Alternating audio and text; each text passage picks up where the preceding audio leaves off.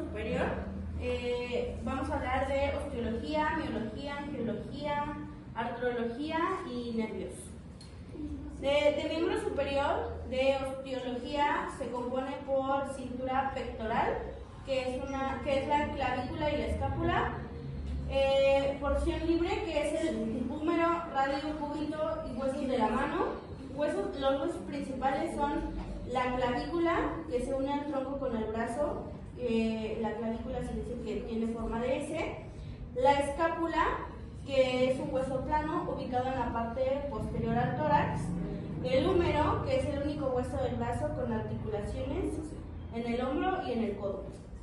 El radio y el cúbito, que forman el esqueleto del antebrazo y tienen un movimiento de pronación y supinación.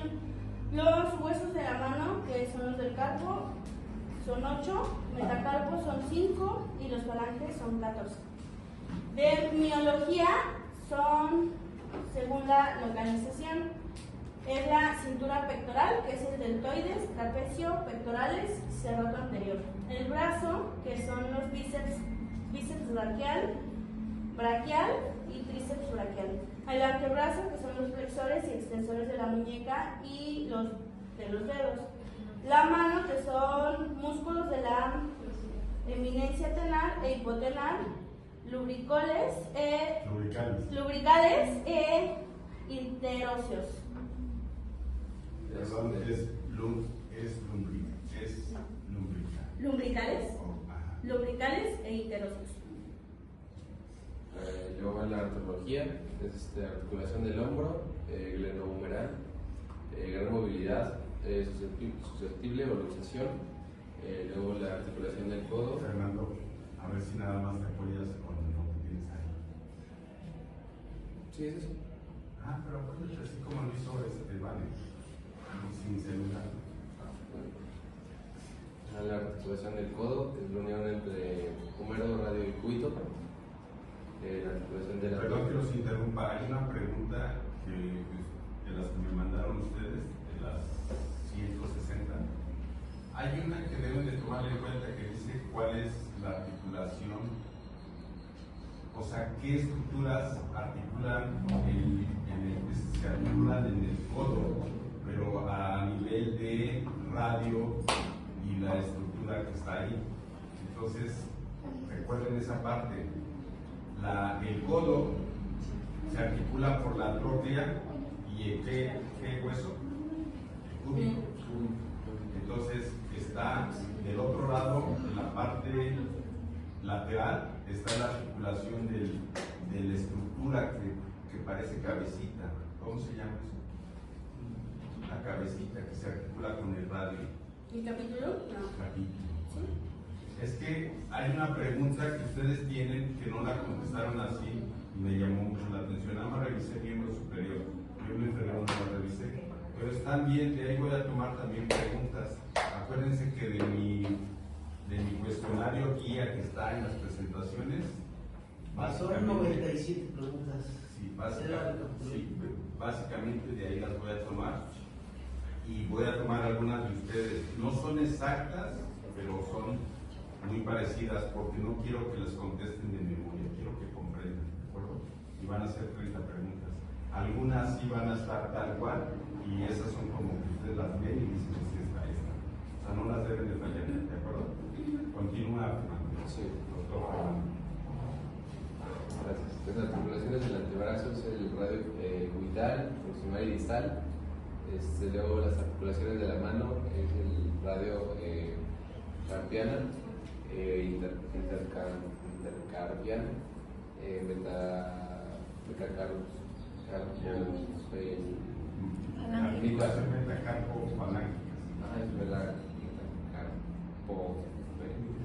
no puedo por eso. Y ahí viene una pregunta, doctores, viene una pregunta del guardabosques o del esquiador, ¿de acuerdo? Y ahí viene ¿se acuerdan cuando hicimos el ejercicio de los colaterales? Cuando se dirigen hacia el radio y hacia el cúbito, ¿se recuerdan? Ese ejercicio háganlo porque si se encuentra con una pregunta, luego ponen todo lo contrario. Entonces no se equivoquen, por favor, ¿de acuerdo? Las metacarpofalángicas e interfalángicas. Luego va la angiología, que es la arteria axilar. Continuación de la subclavia, que se transforma en la arteria braquial. A ver, otra vez. Continuación de la subclavia, que se transforma en la arteria braquial. De la subclavia, que se transforma en la arteria axilar. No, la arteria braquial. Ajá, la arteria braquial, ¿qué? Arteria braquial se va a qué, perdón. Continuación de la subclavia, que se transforma en la arteria braquial. Pero primero va la axilar, ¿verdad? No, la arteria axilar es la continuación de la subclavia que se transforma en la arteria braquial. Ah, La sí, de la correcto, axilar a la sí, braquial. correcto, sí, correcto. Luego la arteria braquial Se bifurca en la arteria radial y en la arteria cubital a nivel del codo, y la red venosa incluye las venas cefálica basílica y la red venosa palmar. los nervios, el plexo braquial, raíces de C5 a C1, tronco superior, medio e inferior, divisiones anterior y posterior, nervios terminales, músculo cutáneo, mediano, cubital y radio axilar. Del plexo braquial se divide en raíces, troncos, divisiones, fascículos y ramos terminales. Como un árbol, ¿verdad? Muy bien.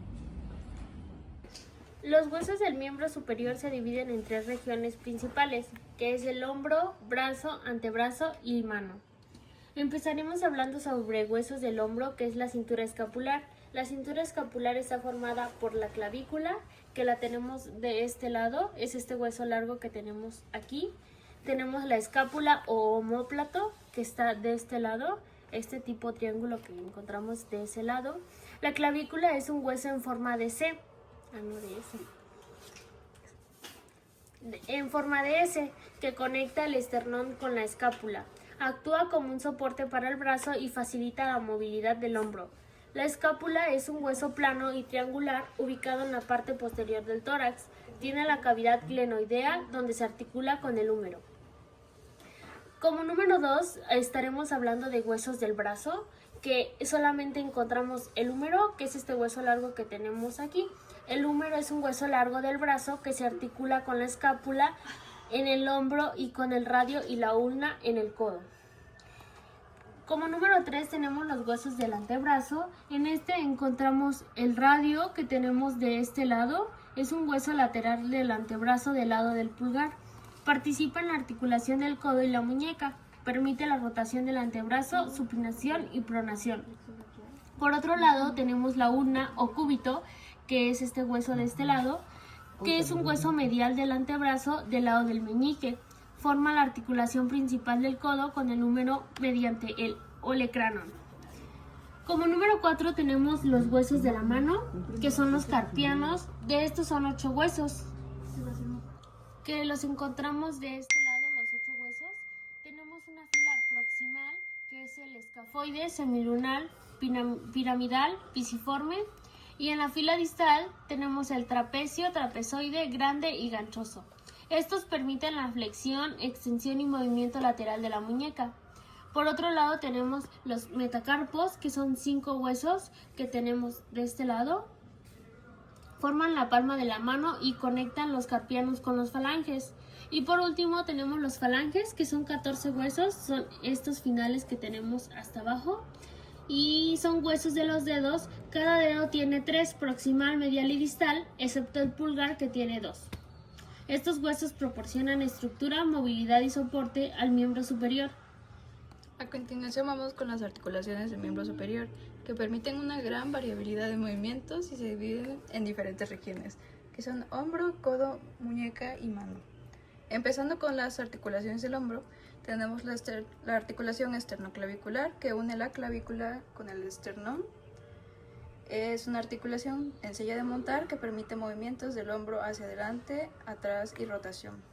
Siguiendo con la articulación acromioclavicular, que une la clavícula con el acromio de la escápula. Esta permite el movimiento del hombro en elevación y rotación. Prosiguiendo es la articulación glenohumeral, que es la que une la cabeza del húmero con la cavidad glenoidea de la escápula. Es una articulación esferoidea que permite gran movilidad en todas las direcciones: flexión, extensión, abducción, aducción, rotación y circunducción. Siguiendo, bajando con las articulaciones del codo, tenemos la articulación húmero-radial. Prosiguiendo con la articulación húmero-radial entre el húmero y radio. Esta es la que permite la flexión y extensión del codo, además de ayudar en la supinación y pronación. Tenemos la articulación húmero-ulnar entre el húmero y la urna. Húmero y ulna es una bisagra que permite solo flexión y extensión del codo. La articulación radioulnar proximal entre el radio y la urna permite la rotación del radio sobre la ulna, supinación y pronación. Siguiendo con las articulaciones de la muñeca, tenemos la articulación radiocarpiana entre el radio y los huesos del carpo, principalmente siendo el escafoides y el semilunar, que permiten la flexión, extensión, abducción y aducción de la muñeca. En articulaciones de la mano, lo que tenemos es la articulación intercarpiana entre los huesos del carpo, que permiten pequeños movimientos de deslizamiento. Tenemos articulaciones carpo-metacarpianas entre los huesos del carpo y metacarpos. Permiten movimientos en la base de los dedos. Tenemos articulación metacarpofalángica, que es entre los metacarpos y las falanges proximales. Permiten la flexión, extensión, abducción y aducción de los dedos. Ya por último tenemos las articulaciones interfalángicas, que es entre las falanges, que son las que permiten la flexión y extensión de los dedos. Estas articulaciones lo que hacen es que el miembro superior sea extremadamente flexible y que sea funcional. Iniciamos con el bíceps braquial. Su función es flexionar el codo y participar en la supinación del antebrazo. Se inserta en la cabeza larga del tubérculo supraglenoideo de la escápula y de la cabeza corta proceso coracoides de la escápula. Su inserción distal es la tuberosidad del radio. Seguimos con el tríceps braquial. Función: extiende el codo. Tríceps braquial. Función: extiende el codo. Inserción proximal. Cabeza larga, tubérculo infraglenoideo de la escápula, cabeza lateral, cara posterior del húmero por encima del surco radial, cabeza medial, cara posterior del húmero por debajo del surco radial. Inserción distal: oleocranón de la ulna o cúbito. Braquio radial. Función: flexiona el codo especialmente cuando el antebrazo está en posición neutra. Inserción proximal: cresta supracondilea lateral del húmero. Inserción distal: apófisis estiloides del radio. Vamos a hablar del músculo romboides. Este se divide en mayor y menor. Su función es retraer y elevar la escápula. Se inserciona en proximal y que es en procesos espinosos de la cervical 7 a la torácica 5, y su inserción distal es del borde medial de la escápula. Posteriormente comenzaremos con los flexores de la mano. Es un grupo de músculos flexores del antebrazo. Su función es flexionar la muñeca y los dedos. Se insercionan en el flexor superior de los dedos, que es el epicóndilo medial del húmero y falanges medias de los dedos. El flexor profundo de los dedos, que es la cara anterior del cúbito y falanges distales. Y el flexor largo del pulgar, que es la cara anterior del radio y falange distal del pulgar. Ahora hablaremos del deltoides. Su función es abducir el brazo, participar en la flexión y extensión del hombro. Su inserción proximal es en la clavícula, acromion y espino de la escápula, y su inserción distal es en la tuberosidad deltoidea del húmero. Regresándonos a los que es tríceps, en estas dos partes, aquí es donde está el tríceps y como su nombre lo indica, tiene tres cabezas. Tiene su origen en el vasto medio o largo, que es en el tubérculo infraglenoideo de la escápula, el vasto externo en la cara posterior del tercio superior del húmero a lo largo del borde externo, el vasto interno, que es en el borde interno de la cara posterior de los 2 tercios inferiores del húmero, y se insertan las tres cabezas, se reúnen en un tendón común ancho y plano que termina en la cara superior del olecranon. Su función es que puede ser sobre la cintura escapular y sobre el codo, que sobre la cintura escapular actúa como vasto medio o largo, realizando extensión de abducción y rotación interna. Y sobre el codo dice que los tres bastos realizan extensión. Extensores de la mano, que es un grupo de músculos que son extensores del antebrazo. Su función es extender la muñeca y los dedos. Estos se insertan en el extensor común de los dedos, que es en el epicóndilo lateral del húmero y falanges de los dedos. Se inserta en 3 lugares: extensor común de los dedos, que es el epicóndilo lateral del húmero y falanges de los dedos. Visión general del sistema venoso del brazo. El sistema venoso del brazo se divide en 2 grandes componentes: venas superficiales y venas profundas. Venas superficiales son las que se encuentran más próximas a la superficie de la piel, son fácilmente visibles y palpables en la mayoría de las personas. Venas profundas están acompañadas de las arterias y se ubican en los músculos y estructuras profundas del brazo. Aunque no son visibles a simple vista, son cruciales para el drenaje venoso del tejido profundo. Venas superficiales. Vena cefálica. Se localiza en el lado lateral radial del brazo. Comienza en la mano, asciende por el antebrazo y el brazo, y suele desembocar en la vena axilar o en la unión con las venas profundas. Su importancia clínica es debido a que su localización y tamaño es frecuentemente utilizada para la venopunción y colocación de accesos venosos. La vena basílica se sitúa en un lado medial, ulnar del brazo, corre a lo largo del brazo, generalmente de manera más profunda en comparación a la cefálica, y se une al sistema venoso profundo. Su recorrido interno lo hace menos accesible para los procedimientos superficiales, pero es fundamental para el drenaje venoso en la parte interna del brazo.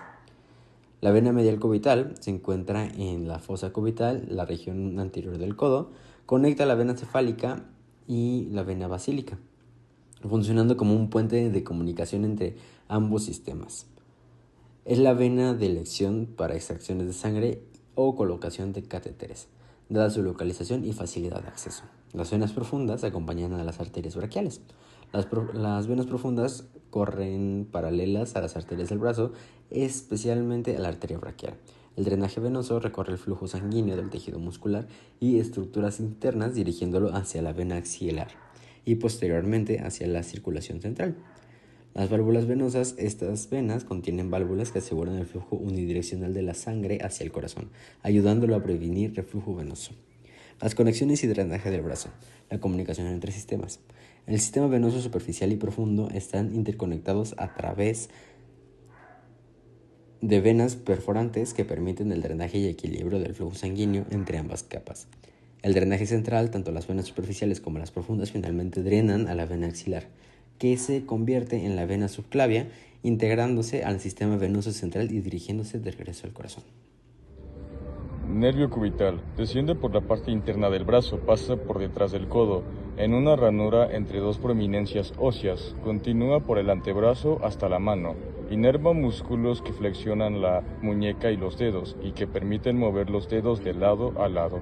Proporciona sensibilidad a la piel de la parte externa de la mano, incluyendo el dedo meñique y la parte del dedo anular. El golpe en el codo, que causa una sensación de corriente, se debe a la irritación del nervio cubital. Nervio radial. Recorrido. Desciende por la parte posterior y externa del brazo. Se extiende por el antebrazo hasta la mano. Como funciones, inerva músculos que extienden el codo y levantan la muñeca, el pulgar y los dedos. Proporciona sensibilidad a la piel del dorso de la mano y parte de los dedos. Estos nervios, junto con el nervio mediano, son los principales nervios que recorren el brazo y la mano. El plexo braquial es el conjunto de nervios que van desde la columna vertebral hacia el brazo, y es donde se originan estos nervios. El miembro superior humano, que abarca desde el hombro hasta los dedos, cuenta con un complejo sistema arterial que garantiza el suministro adecuado de oxígeno y nutrientes esenciales para su funcionamiento óptimo. Este sistema inicia con la arteria subclavia y a medida que avanza por las distintas regiones del brazo, se transforma y ramifica en diversas arterias principales. A continuación se detallan las arterias clave del miembro superior, incluyendo su origen, trayecto y función principal. Empezando por la arteria subclavia, da origen al arco aórtico, lado izquierdo, y tronco brachioencefálico, lado derecho. Trayecto, inervación, pasa entre los músculos escaleno anterior y medio. Termina cuando cruza el borde lateral de la primera costilla. Su función es irrigar el cuello, parte del tórax, la escápula y da origen a la arteria axilar. Número 2, la arteria axilar Su origen es continuación de la arteria subclavia a nivel del borde lateral de la primera costilla. Su trayecto atraviesa la axila y termina en el borde inferior del músculo redondo mayor, donde se convierte en arteria braquial. Función: irriga el hombro, región axilar y parte superior del brazo. Ramas principales: arteria torácica superior, arteria toracromial, arteria torácica lateral y arteria subclavia. Continuamos con la arteria braquial. Da origen, continuación de la arteria axilar. Trayecto: desciende por la parte anterior del brazo, acompañando el nervio mediano, y se bifurca en el pliegue del codo. Función: irriga músculos del brazo y estructuras del codo. Ramas importantes: arteria braquial profunda, irriga tríceps y húmero, arteria colateral cubital. La que sigue, la arteria radial, da origen a la rama terminal lateral de la arteria braquial. Su trayecto corre por el lado lateral del antebrazo hasta la muñeca y la mano, base del pulgar. Su función es irrigar los músculos del compartimento anterior y lateral del antebrazo y participa en la formación del arco palmar profundo. La que sigue sería la arteria ulnar cubital. Da origen la rama terminal medial de la arteria braquial. Su trayecto corre por el lado medial del antebrazo hasta la muñeca y palma. Función: irriga la mayoría de los músculos del compartimento anterior del brazo y forma el arco palmar superficial. Las ramas es la arteria interósea común anterior y posterior, la arteria recurrente ulnar. De ahí seguimos con los arcos palmares, superficial y profundo. Da origen al arco superficial, continuación de la arteria ulnar. Arco profundo, continuación de la arteria radial. Su trayecto en la palma de la mano forman anastomosis con ramas de ambas arterias. Su función es irrigar los dedos a través de las arterias digitales palmares y metacarpianas. Continuamos con las arterias digitales. Su origen de los arcos palmares. Su trayecto sigue los lados de cada dedo y su función proveer sangre a los dedos, falanges y estructuras blandas.